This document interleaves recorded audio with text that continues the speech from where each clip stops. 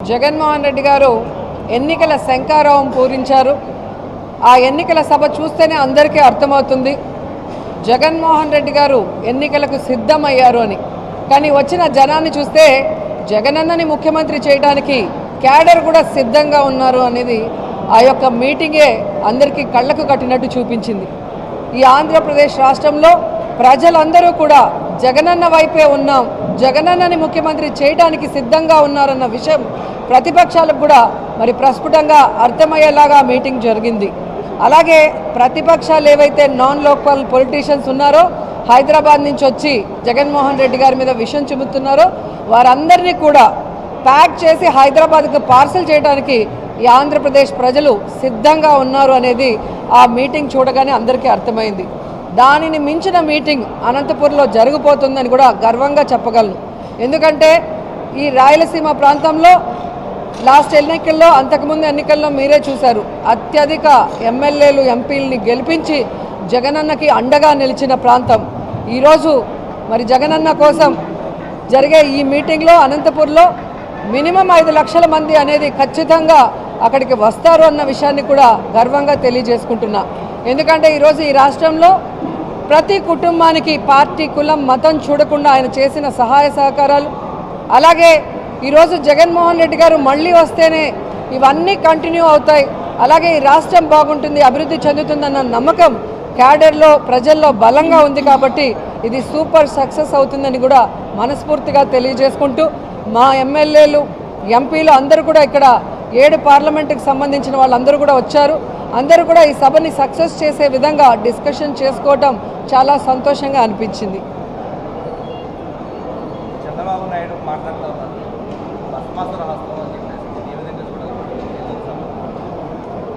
చంద్రబాబు నాయుడు ఒక రాక్షసుడు, ఒక నీచుడు. పిల్లనిచ్చిన మామని వెన్నుపోటు పొడుస్తాడు, ఓట్లేసిన ప్రజలకి అన్యాయం చేస్తాడు. తనని ముఖ్యమంత్రి చేసిన ఈ రాష్ట్రాన్ని కారణం లేకుండా తన స్వలాభం కోసం ముక్కలు చెక్కలు చేస్తాడనేది రాష్ట్ర ప్రజలందరూ గమనించారు కాబట్టే, అర్థం చేసుకున్నారు కాబట్టే 2019లో అతన్ని తరిమి కొట్టారు. ఈసారి ఆ 23 సీట్లు కూడా వచ్చే పరిస్థితి చంద్రబాబు నాయుడుకి లేదు. అందుకే వాళ్ళకి మతి స్థిమితం. ఈరోజు చూస్తే మతి తప్పి మాట్లాడుతున్నాడు. ఈరోజు చంద్రబాబు నాయుడు 14 సంవత్సరాల్లో ఏం చేశాడో ఒక్కసారైనా మాట్లాడు.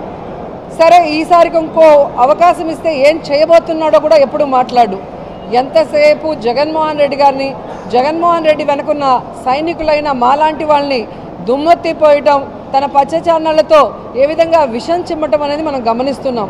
కానీ జగన్మోహన్ రెడ్డి గారు తన ప్రతి మీటింగ్లో కూడా తాను ఏం చేయబోతున్నాడు, తాను చెప్పింది ఏం పూర్తిగా చేశాడో చెప్పి, నేను మీకు చేశానని నమ్మితేనే, మీకు అభివృద్ధి కానీ సంక్షేమం కానీ మీ కుటుంబానికి అందిందని నమ్మితేనే నాకు ఓటేయండి అని అడుగుతున్నారు అంటే అది దమ్మున్న నాయకుడి లక్షణం. తాను పని చేశాడు, 100% ప్రజలకి సంతోషాన్ని, అలాగే సంక్షేమాన్ని, అభివృద్ధిని అందించాడు కాబట్టే అంత ధైర్యంగా అడగగలుగుతున్నాడే తప్ప చంద్రబాబు నాయుడు లాగా కుంటి సాకులు చెప్పి తప్పించుకోలేదు.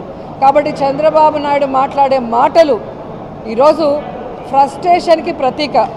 తన కొడుకు చేతగాని వాడు లోకేష్, తన దత్తపుత్రుడు ఎప్పుడేం మాట్లాడతాడో తెలియదు. ప్యాకేజ్ ఇస్తే 5 నిమిషాలు తప్ప ఆ తర్వాత కంటిన్యూయేషన్ ఉండదు ఆయనకి సపోర్టు. అలాగే ఇప్పుడు కొత్తగా 4వ కృష్ణుడిని ఎంటర్ చేశారు. మరి ఆవిడ ఈ రాష్ట్రాన్ని ముక్కలు చెక్కలు చేసిన కాంగ్రెస్ పార్టీలోకి ఎంటర్ అయి, ఈ రాష్ట్రానికి ప్రత్యేక హోదా రాకుండా పార్లమెంట్లో తలుపులేసి అన్యాయం చేసిన కాంగ్రెస్లోకి ఎంటర్ అయి, రాష్ట్రంలో, కేంద్రంలో కాంగ్రెస్ 2 సార్లు అధికారంలోకి రావడానికి కారణమైన రాజశేఖర రెడ్డి గారి పేరుని ఆయన మరణించిన తర్వాత ఎఫ్ఐఆర్లో రాసి అవమానించిన ఆ కాంగ్రెస్ పార్టీలోకి ఎంటర్ అయి,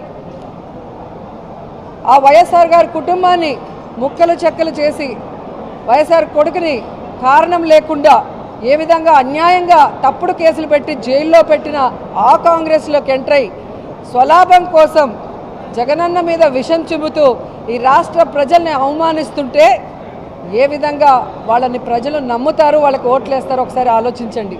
కాబట్టి పక్క రాష్ట్రాల్లో ఓట్లు పెట్టుకొని, పక్క రాష్ట్రాల్లో కాపురాలు చేసుకుంటూ, పక్క రాష్ట్రాల్లో కోవిడ్ సమయంలో హ్యాపీగా సేఫ్గా ఉంటూ, ఎలక్షన్స్ వస్తే, సంక్రాంతి వస్తే డూడు బసవన్లు వచ్చినట్టు ఆంధ్రప్రదేశ్కు వచ్చి జగన్మోహన్ రెడ్డి గారి గురించి అవాకులు చవాకులు పేలితే జనాలు వీళ్ళందరినీ కూడా తొందరలో హైదరాబాద్కి కట్టగట్టి పార్సిల్ చేస్తారని కూడా ఈ సందర్భంగా తెలియజేసుకుంటున్నా. జగన్మోహన్ రెడ్డి గారు మంచి వ్యక్తి, మనసున్న వ్యక్తి కాబట్టే తన టైం అంతా కూడా ప్రజలకి సర్వీస్ చేయడానికి, సంక్షేమం అభివృద్ధి చేయడానికి ఉపయోగిస్తున్నాడు తప్ప ఇలాంటి వాళ్ళ మీద ఆలోచిస్తే వీళ్ళెవ్వరు కూడా ఈ ఆంధ్రప్రదేశ్లో అడుగుపెట్టే అవకాశం కూడా ఉండేది కాదు అని కూడా ఈ సందర్భంగా తెలియజేసుకుంటున్నా.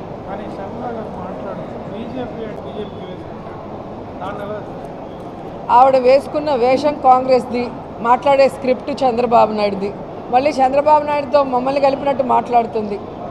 ఆవిడ చంద్రబాబు నాయుడిని కలిసిన తీరు మీరు చూశారు, పవన్ని కలిసిన తీరు చూశారు. కాబట్టి ఈరోజు ఆమె మాటలకి క్రెడిబిలిటీ లేదు అనేది కూడా స్పష్టంగా చెప్తున్నాను.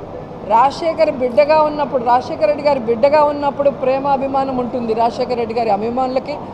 ఆమె తెలంగాణలో పార్టీ పెట్టినప్పుడు జాలి ఉండేది, పాపం ఈవిడ ఎండల్లో తిరుగుతుంది అనే ఉండేది. కానీ ఎప్పుడైతే ప్రజలు అసహించుకునే కాంగ్రెస్ని, ప్రజలు తరిమేసిన కాంగ్రెస్లో చేరి ఈ రాష్ట్రానికి మంచి చేస్తున్న వైఎస్ఆర్ కాంగ్రెస్ పార్టీకి నష్టం చేకూర్చాలనుకున్నప్పుడు షర్మిల మాటలకి అర్థం లేదని కూడా ఈ సందర్భంగా తెలియజేసుకుంటున్నా.